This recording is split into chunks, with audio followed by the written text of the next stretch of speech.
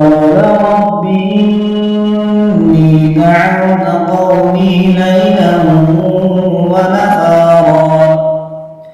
فلم يزدهم دعائي إلا فرارا وإني كلما دعوتهم لتغفر لهم جعلوا أصابعهم في آذانهم واستغشوا ثيابهم وأصروا واستكبروا استكبارا ثم إني دعوتهم جهارا ثم إني أعلنت لهم وأسررت لهم إسرارا